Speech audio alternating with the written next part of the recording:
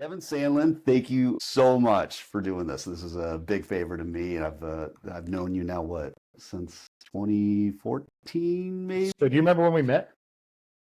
I met you at a gala. Yeah, you did. Yeah. The funny thing about that was we had heard these songs from this band from Athens, and we're just like, this band is so awesome, the Classic City Collective. Yes. And, we didn't know anything about them. We just know they were just small, kind of worship band. And that was where I met you and your wife, and we were at this fellowship ball, gala, whatever it was.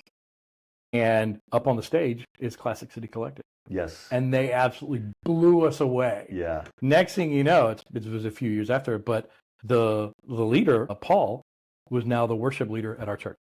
Interesting. Yeah. So he was there for, I think, 7 years, and he just moved to a church, took over full worship leadership at a church in Marietta. That might have been like 2012 then, right? A little later, because then in 2013 or 14 is when the Atlanta Tech Village opened up, and then you were both squatting there, and that's where I was like, hey, I know this guy. Yeah.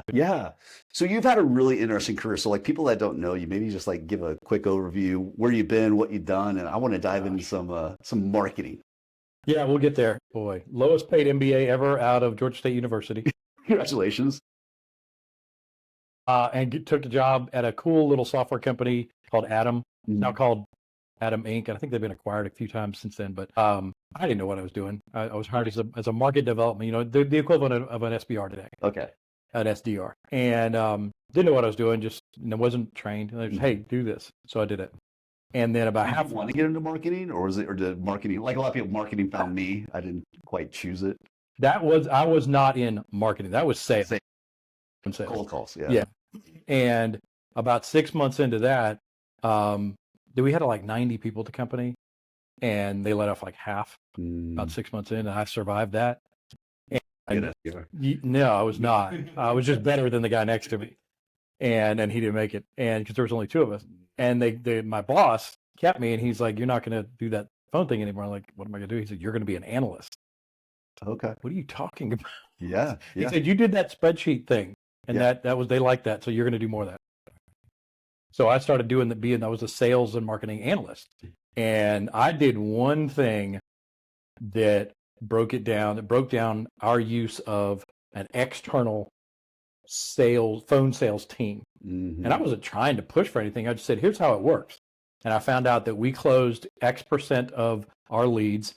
And so to hit this number, we have to get this many leads. To get that many leads, we have to do this. Because we could predict them. This is before the book Predictable Revenue, right? Yeah. And so I built a funnel, and I didn't even know it was a funnel. Right. And what it came down to was, if we want that many leads, we have to get this. We have to outsource this part or build it. And all I did was make a spreadsheet. I said, if you want to hit whatever $1.7 million this next quarter, here's what we have to do. And it was like, oh my gosh, how'd you do that? Just took the inputs. Did it. And so did that lead to like a hiring process? Is every SDR we hire, they need to make this many activities? No, it just led to okay, here's what our focus should be. And we expanded our telesales team that I ended up managing. I think we had 6 at our peak.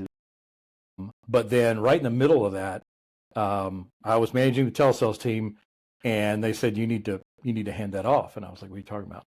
And so my boss, who was the VP of sales marketing, took me down to the CEO's office, who was a wonderful believer, a friend of mine. And he said, we're going to take the company public. You can't tell anybody. I was like, okay, why am I here? What the hell am I doing? And so he said, I want you to move your desk right here. I was right outside his office. I was at a cube. And so all my sales team, I couldn't tell them.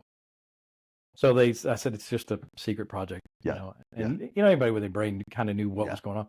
Didn't know if it was going to be a merger, an acquisition, us buying somebody, or IPO. Nobody knew. So they started calling me Sam, or secret agent man. Oh, okay. Weird, but that's it. They called me Sammy. Everyone, hey, Sammy, what's up? And so we ended up taking the company public, and I was the CEO's lackey. I went down with him to the 191 building where our attorneys were. I sat in this massive room, and I was like, I was a fresh MBA. I had no idea what I was doing. And as soon as we went public, missed our numbers, everybody got fired. Culture went to hell. Nobody wanted, it was terrible. And so I left and went to one of our vendors. I was a telecom company. While I was there, I met this guy who was one of our contractors, network engineer, and he said, I want to start a business. I said, you know what, so do I. What should we do? How old were you at this point? Late 20s. Too stupid to know better? Yeah. And so I met with him, and he was a networking guy, network engineer, geek. Novell, Cisco, Microsoft. Just partner. Yeah. New networking cold. He said, I want to start something in wireless networking. What's wireless networking? This was in 1998. Right. Wireless networking wasn't a thing. Right. And so we met, and he and I both put $250 in a bank account. And we came up with, we had 5 ideas about something about wireless networking. One of them was a website that sold nothing but Wi-Fi. Okay. And Wi-Fi wasn't a word yet. Okay. It was wireless LAN or WLAN. So we were selling wireless LAN stuff. And we did a pretty good business, did like $500,000 in sales. Thin margins, but it was enough to keep us alive. And then Wi-Fi became a word. And that was in late 2000, early 2001.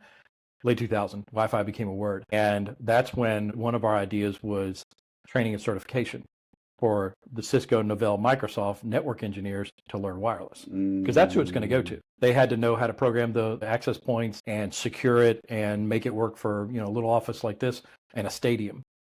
And at that time, it was, we're talking about 10 megabits per second. Yeah. That was smoking. Like back then, that was fast. Because at the time, I remember because I'd moved to Colorado. The company that I would work for got acquired, and they moved me to Colorado. So I was out there, and for the first year, I had dial-up. Mm-hmm. That was in 2000. I had dial-up. The old AOL. So anyway, we're a little dated on this. We are. Yeah, that was before when we still had floppy disks. And so that turned into that idea to do training and certification. It was just 2 of us, and then we got a third person from a previous company, and he was our website guy who he could build anything. He was awesome, software developer, awesome guy. And that turned into a business. And we didn't know what it was going to look like, but we said, this is where it's at. Because we created a certification. It's called CWNA, and Certified Wireless Network Associate, just like Cisco and Microsoft. Copied them, just didn't reinvent the wheel, just put it all on Wi-Fi. And we created a study guide for our certification, because if you're going to have a certification, you got to have a way to prepare for it. Right. So we wrote a book, and we didn't know how to publish anything. We didn't know how to do that. So we put out on a PDF and sold a PDF, if you can believe that. Just on the website? On the website. The first day, we sold like 150. How did people even find you or know you were there? We had just slowly built up a list of emails. Okay. Yeah, through the e-commerce business. Yes. Because those same people were buying, Wi-Fi stuff or WLAN stuff. And once it became Wi-Fi, it was easier to discuss. And we launched it. And we sent, I think we had like 3,600 emails, just cobbled together. Hey, do you know anybody? Yeah. And we sold 100 of them in the first day. That day. We sent it out like noon. And by that night, we'd sold well over 100 of these study guides at $25 a piece. We're like, I think we got something here. Yeah. And also, we sold it for too cheap too. Oh, no question. So we had to say, okay, what do we do? We got a certification exam that nobody's taken, by the way. Except us. Yes. Taken. And then we had a study guide. And then we said, went out and looked at, what is Microsoft, Cisco, and at the time Novell, what did they do to get a certification? And my business partner had done all of those. He said, well, you can go to a class. Like, what does that look like? Well, they give you this 3-ring binder of slides. And that's what's up on there, but you also get it here. So you have to produce that. It's called courseware. Right? We got to make that. And we got the study guide, but it's a PDF. How are we going to, we can't sell that we can't do that. So we self-published, created a book. It's a 600-page study guide. We wrote it ourselves. Yeah. And then the last thing we had to have was a practice test. And one of the things, if you ever hear the word psychometrics, run. Okay. Just run away. Okay. It's the most tedious. The way you ask a question can determine 62 different things about how it's answered. And so most of the tests, when was the last time you took a test? God, no, I don't. There you go. When I got my passport, are you a U.S. citizen? Or are you? So at various points in life, we take tests. Most of them earlier on in our career. Yeah. But in the certification world, you have to take a test, and you go to a proctoring center, and you sit down at a computer, and you're in a cube, and you're all alone, and there's a timer, and there's somebody watching you to make sure you're not looking at notes. Proctor. Right. And you have to take that test. And if the questions aren't asked in a psychometric, the certification provider won't let you publish it. They go through them. And I'm sorry, you can't publish this. So we had to learn how to do that. And so once we had all 4 of those things, then things started chugging. And the way we had to build those was we said, okay, we're going to teach a class. And so my business partner, he was the networking geek, and he could be a pretty good instructor. So he stood up in front of a class. We sold the class right. So for $2,500 a pop. Okay. 5 days, Monday through Friday. And you were in there 8 to 5 all day, every day. And at the end, you should be prepared with some review to take the exam and pass it.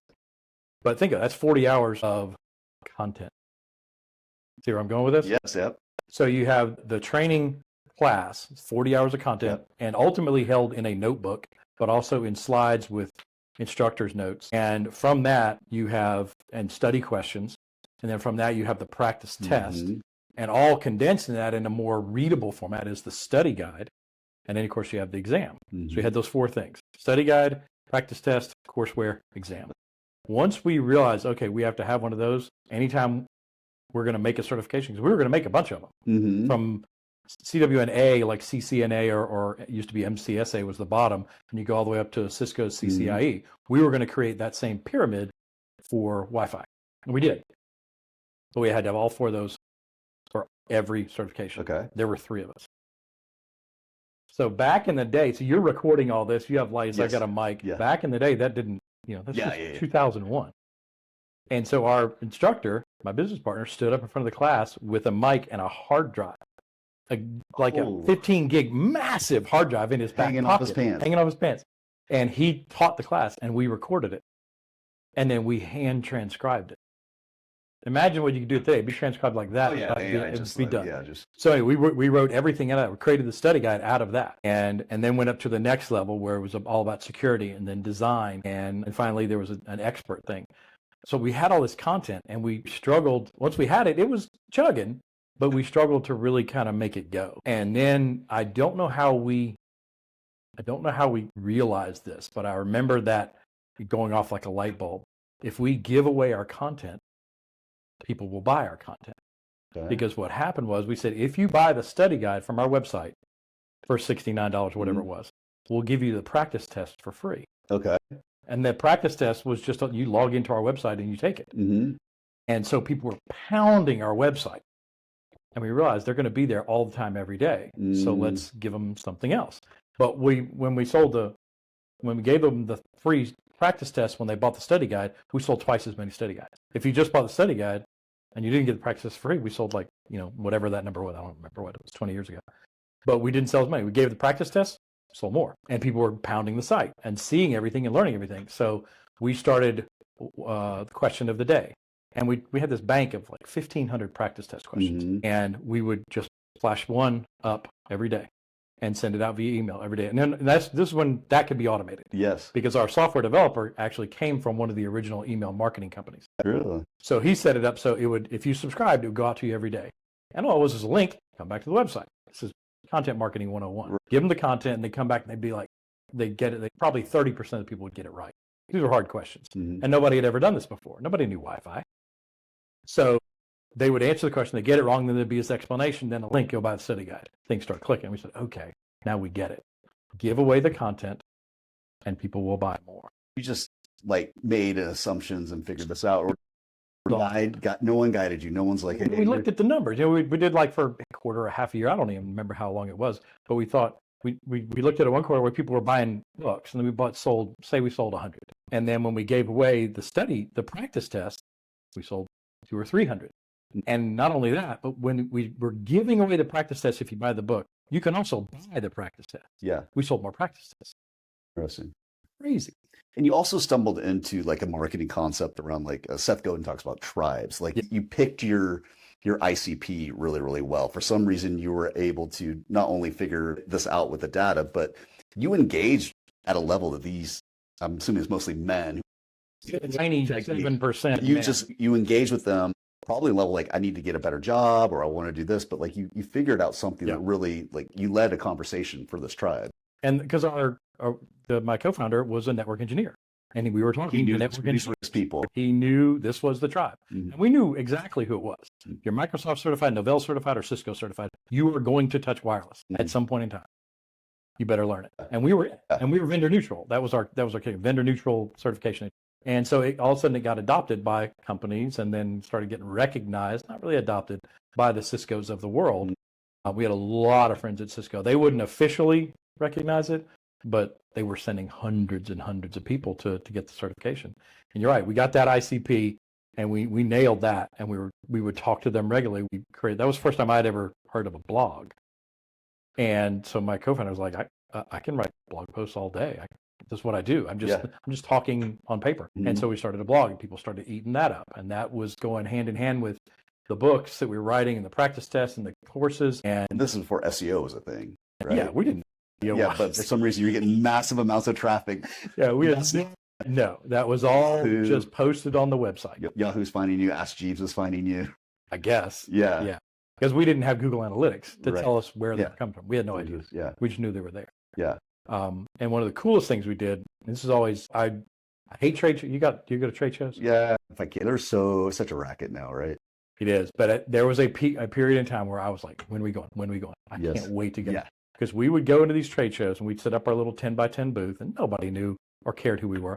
And we would bring a stack of these books, study guides, and lay them on the table, 10, 15 high. And we'd say, if you want one, answer one question correct. Oh my gosh. We had a line 100 people. Oh, there you go. And people were like, what are you guys doing? Just selling knowledge, man. And so every trade show we went to, we're going to give you a free book. And this is a $79 book, a thick 500, 600, 700 page study guide. And if they answered one question, it's a doozy, I bet. No, they were just random. Right. We just said, whatever. Off the practice test pool. Random. If you get it right, you get a book. Oh, they went nuts. So every trade show was just awesome. And that was, again, giving away the content so that more people had it in their hands. And ultimately, it all pointed back to how many exams are we delivering? Yes. How many people are we certifying? How many people are we getting qualified to get a better job? And then at one point in time, one of the Foresters or something, one of these research companies published, what's the certification worth? And they started doing this every year, and ours made it on there. And the CWNA certification was worth like $74,000. Yes, external validation. Yeah. We knew we had hit something then. So that was when we recognized this is a content marketing thing. We weren't a certification company, we weren't a training company, we were a content company. And how long was that ride? Because you had a really nice... To 2012. And, there was some, if you want to talk startups for a second, there was some pain. There's a lot of drama. Yeah. Yeah, a lot of drama. But yeah, it's a good 13-year run. First company. You really didn't know anything. I mean, this is like all of us, right? We're just trying to make our way. There's no lean startup guide at that point. But like there was a bubble that popped and we're trying to figure it out. But coming out of that, did you document everything? I mean, you had some lessons learned. You really came at it with a really strong content, affinity, emails, blogs, serving these tribes. What was the biggest lesson learned coming out of that, looking back on what you did right, maybe what you did wrong? That timing matched up. I sold it in the fall of I exited. I think the consummation of the deal was like August of 2012. And I had a few months of workout. And then I think it was January or February when ATV opened. Yes. And so I went straight into there. And that was right in the time where Kyle Porter and SalesLoft had just really kind of figured out where they were going. And Kyle's all about, you have to blog, you have to tell people. And that he put into words way better than I ever could.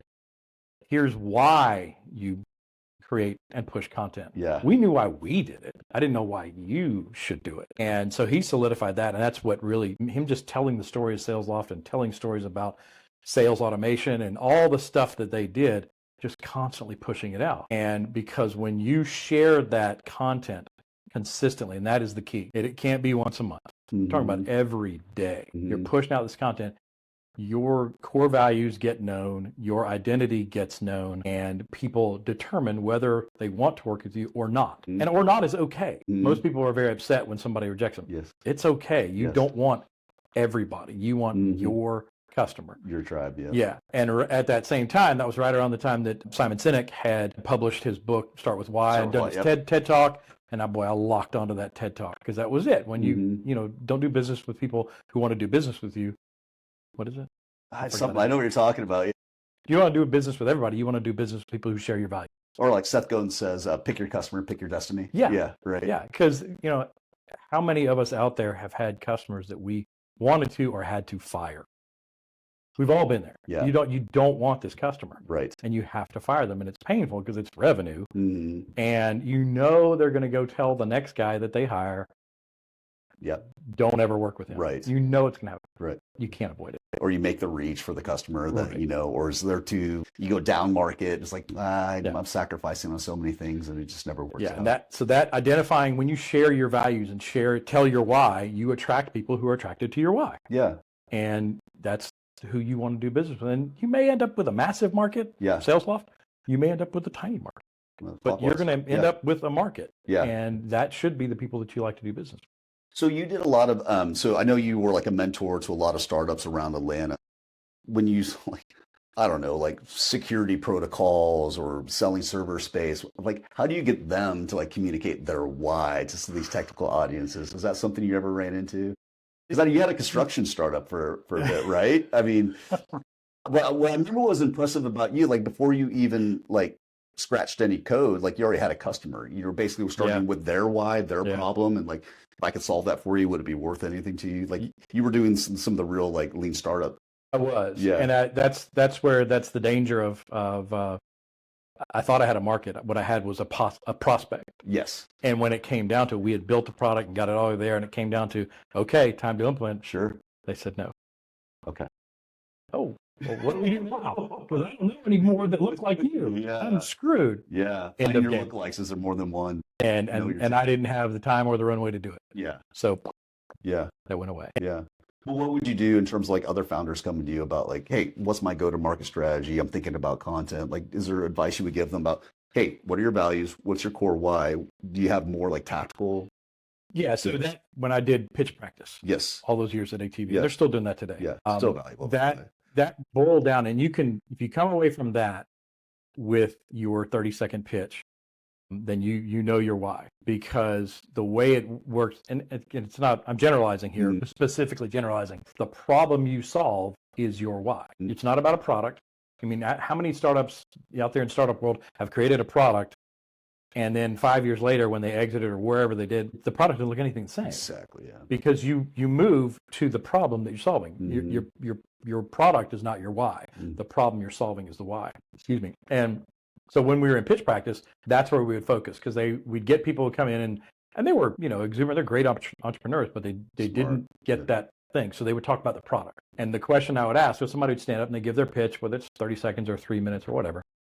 And I would say, okay, what problem are they solving? And if the room goes quiet, you're done. Because then we had to look at you and say, what is the problem? And they would tell me about the product. Okay. And so we'd have to, and it was done, and the whole group, the whole gang got it. We're not trying to hurt you. We're trying to help you. Right. What is the problem that product solves? Forget that product for now. What are you pointing it at? Where's that laser aimed? What is the pain of the customer? Once you can define that pain, then you're on it. And then you can determine, is that industry-wide pain? Is it global pain? Or is it, like my one customer that went away? Yeah. They had the pain. And singular pain. But like, it's true. Like, so no matter how technical, like, let's say it's not a pain point for you or me, but like there might be hundreds of these type of companies with like, I don't know, back in like the medical days, like when you talk to them about their workflows and you hear the word fax in the middle of like, well, ding, ding, ding. Yeah. Like, okay, well, would it be worth to if I get rid of the fax machine or if I could automate that process? 2025. Yeah. Right. So, but they still do it. They do. I've heard that word too much lately. But in your view, was that mostly the problem of founders and entrepreneurs, that they just couldn't get out of their own way on the product side? And once they did, they went. But there were several who it's not that they couldn't, they just wouldn't. They had this ideal of whatever product it was, whether it was a website or an app or a thing. And I could name one to this day who was there the first week of pitch practice. They're still out there. They're locked on that product. Hadn't changed a bit. It's been 15 years. Just bootstrapping. Still out there. And I'm like, maybe you should look at pivoting. But you can't. I wouldn't listen back then, 20 years ago. Yeah, that's the I don't problem, know them to listen. We're so in love with our products. We are.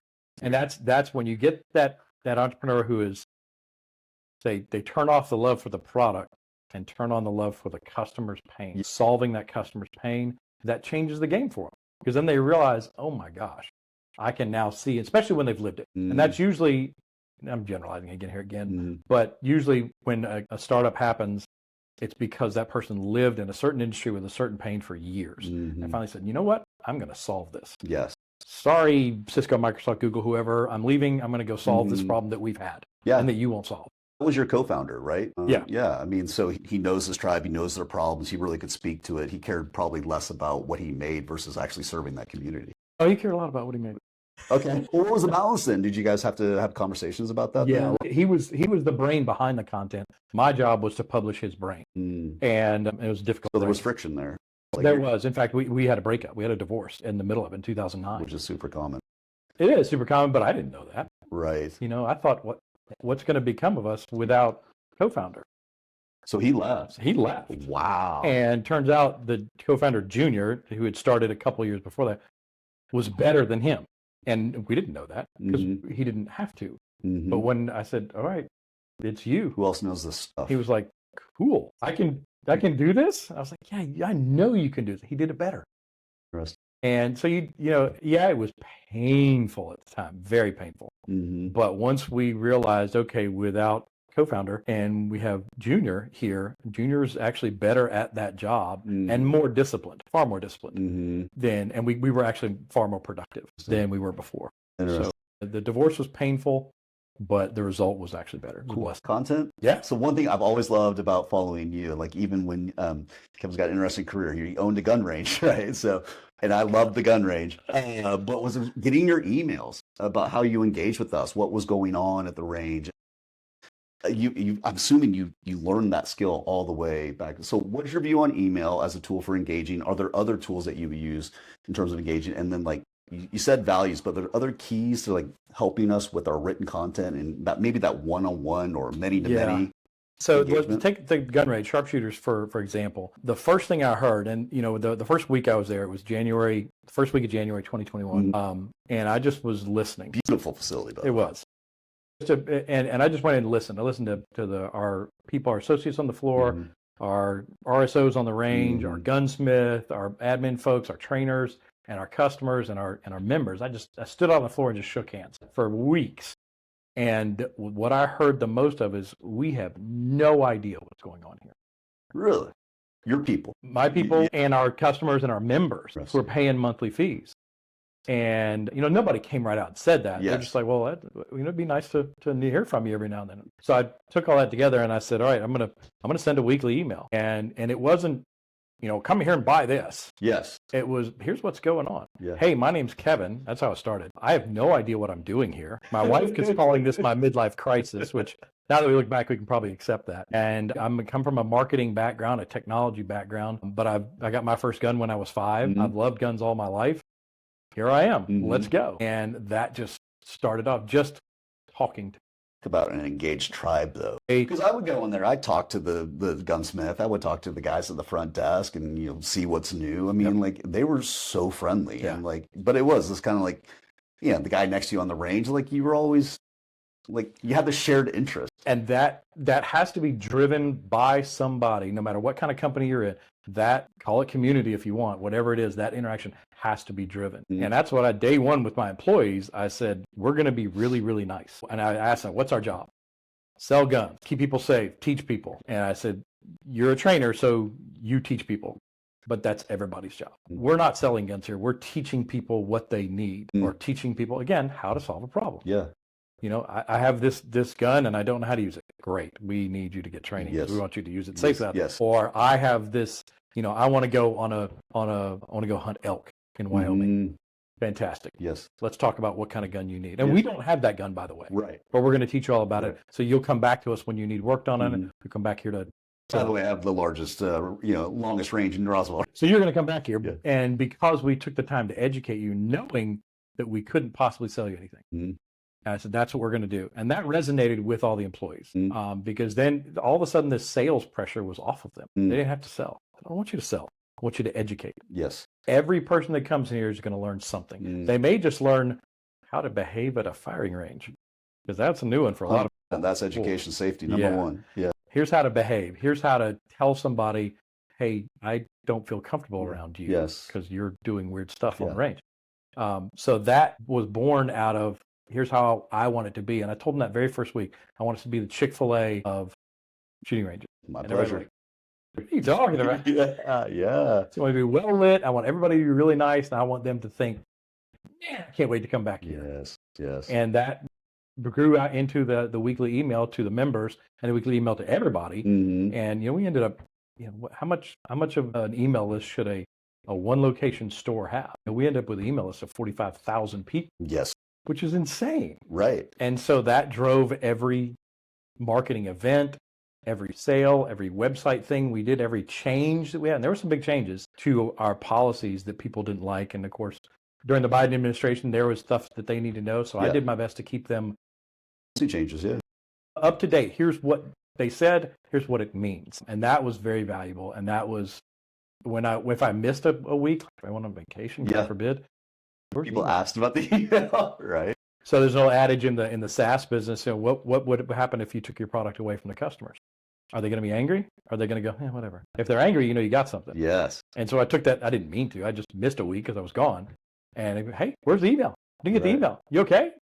What was really important about that, and it's what we always tell our customers, particularly on the content side for blogging or anything that's like really SEO or performance marketing related, is if the founder or the CEO or the owner could be the one leading that voice and doing the writing, it just takes down a barrier between the customer. That's right. So I felt like I knew Sharpshooters. I felt like I knew you. I mean, I knew you already, but I was really curious what was going on in your life, because I know it was a big part of you and Angel's life. It was this family and this business. It was fun to watch. And that was, you put the nail on the head right there, because that's what changed the atmosphere as people would come in. And of course, sometimes it was to the extreme. Hey, I need to speak with Kevin about this product. Right. Kevin doesn't know anything about this. Kevin's going to say, hey, Josh, come here. I write a letter to my senator. Exactly. The price of ammo this week. Yeah, but that was a good extreme. That they knew me by name and they knew I was there, because I was there at least 6 days a week, sometimes 7. But they knew I was there. They knew to ask me. They knew they could. They knew they could talk to me about anything. And there was problems. There's bullets flying. There's going to be problems.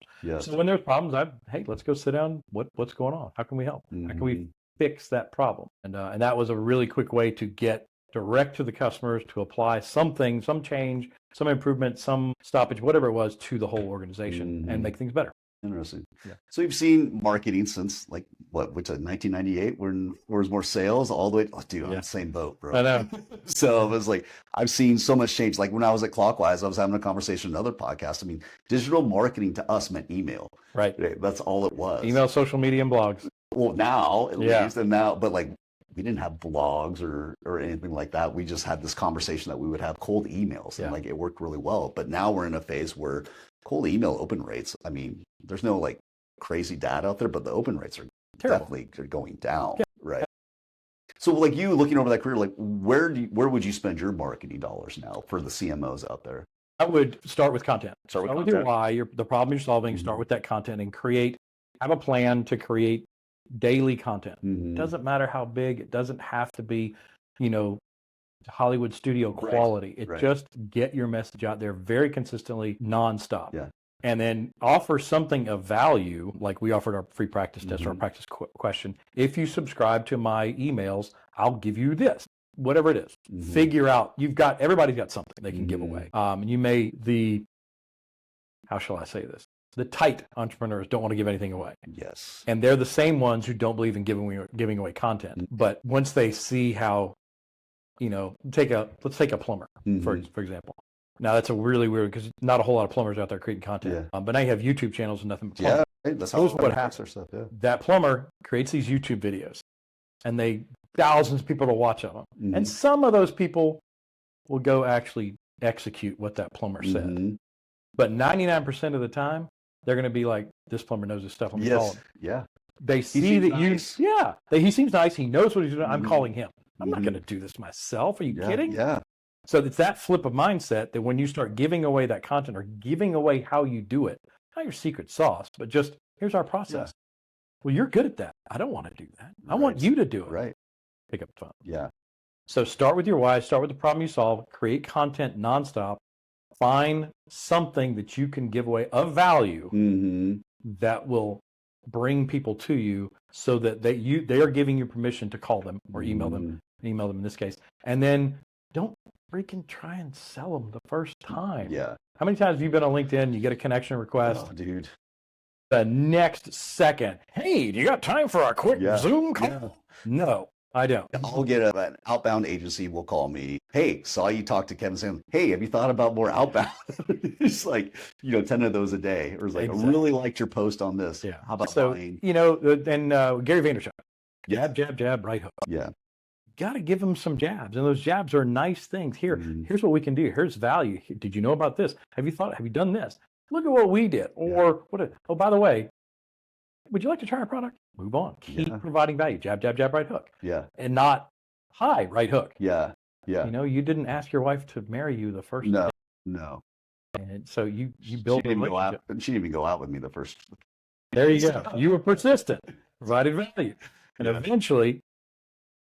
That's super interesting. Are there channels that you like better than others? Video, email still? Like, what do you like? Yeah. So as far as channels go, I did for clients back when I was consulting was, let's try everything. Where do we have social media today? Let's roll it out, and eliminate the ones that are just suck and win. Because you're not going to get great traction on every channel. So the ones that perform, go deeper. Yeah. The ones that don't perform, stay on there. You don't have to put as much mental energy into it. But wherever you go, double down and go all in. And video is awesome. The written word is just as good. Video is good for stuff like this, for conversations, for getting to know people's personality. Yeah. But oftentimes people are in their car listening to those videos. Hopefully people aren't watching this, they're listening to it. But they're also going to read it, when they're they got to be quiet when they're in a meeting and they're not paying attention to the meeting, they're going to read your blog. So whatever content, and you got to experiment. So you find your channels and then find your content type. Is it imagery? Is it video? Is it written word? Some combination? Try them all. Experiment. Yeah. Find out what works. Find out what doesn't. If it doesn't work, back off. It does, go all in. Have you seen any changes what AI is doing to content in your mind? Yeah. So what I use AI for the written stuff, I haven't really gotten into it in the video, is I'll use AI to come up with an outline.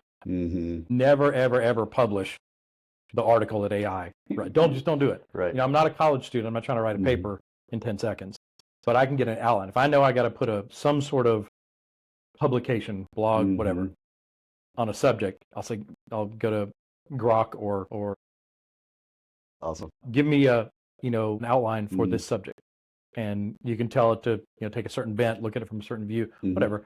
And that gets me started. Yes. Because then writing is just something I do in my sleep. So I like to write it. It's a way I self-express. And then if it has to be in a certain format, certain writing style, AP style, I'll get what I have. I'm done. Yes. Grok, make this AP style. Yeah. Done. Yeah. Okay, cool. Now I can go. I give it one more proofread, but that's fact check. Yeah, that's table stakes. Yes. For AI now. You got to be using it to give you some speed. You can't substitute the quality, but it can give you a lot of speed. And that's just not even scratching the surface.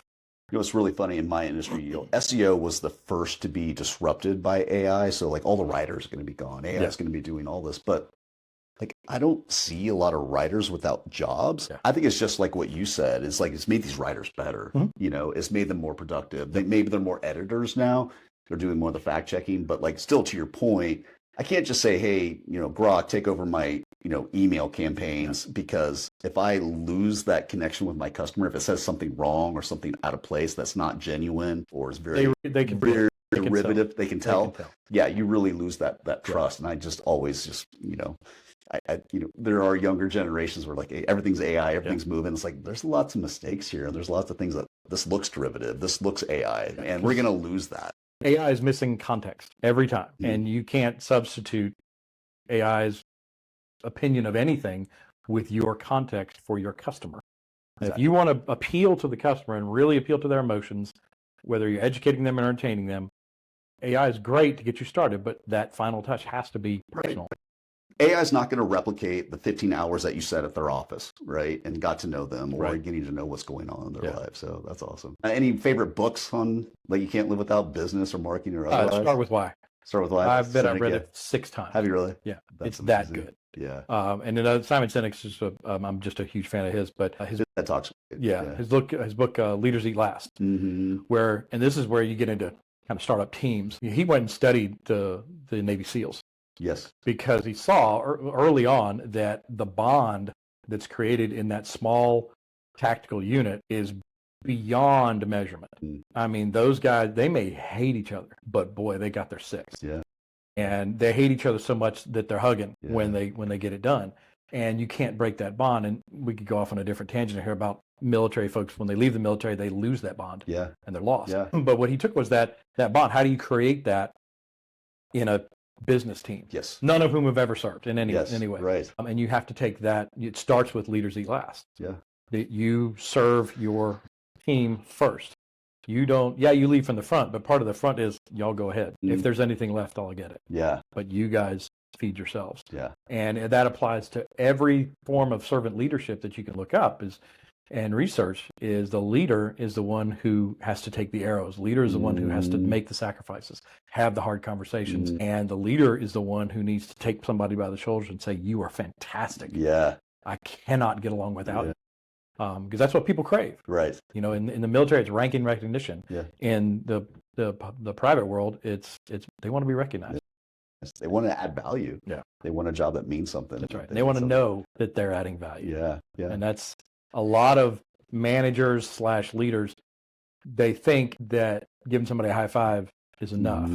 And you know what I always go back to when I did at Sharpshooters, we had 30-ish employees at the time. And our first Christmas, I wrote everybody a handwritten note. That's so good. And told them very specifically what they were doing. That was. You're making me look bad. Oh, that's so good. And they were, you can't believe the reactions I got. And to me, it was just, it's the right thing to do. This is Christmas. I want you to know that I see you and then I see you kicking ass. Yeah. And, you know, several of them, people were in the office and they had that note up on their desk, pinned to the wall. I love it. Because and one guy said, he was our buyer for our purchaser one time. He said, no one's ever told me that. Yeah. Yeah. And then when we made him the official buyer, I gave him a box of business cards. He said, never had that before. I said, what? A business card. Wow. He's got status. And boy, he'd do anything. Just that interaction, that recognition of his value to the company, to the organization, all in his head. Yeah. All in his head and his heart took him to a new height of what he wanted. Oh, that's so great. That's so good. And I haven't really talked to you. What's your new gig? What are you doing now? So two of the investors in Sharpshooters had started a commercial real estate company back in, let's say 2014, 2015. They sold off the real estate portion of that. And what they were doing underneath the real estate portion was low voltage wiring. This is you're back. We used to make fun of them. In the Wi-Fi world, we called them cable jiggers. Yeah. We don't need wires. We're wireless. So now all the cables in your office they got to go somewhere. We're doing all business development and everything for that. I'm just kind of wearing a lot of hats. So, Renaissance man, so that's good for you. So, I don't play the piano right. Where can people find you? LinkedIn's the easiest place. Yeah. I'm very easy to find there. Yeah. And Kevin's great for mentoring, helping out wherever. Like, I don't think you've ever told anyone no when they've come to you for help. I told some. You told them maybe if you know what's going on, but you are been immensely helpful to me, even at Sugar Oak, and like I value our relationship, especially as a fellow believer. And it's been great, having you in my corner, man. I really appreciate it. Thanks for coming on. It is. Anything else you want to tell everybody before they go? That's a good way to start. Thank you, my brother. Absolutely. That's awesome.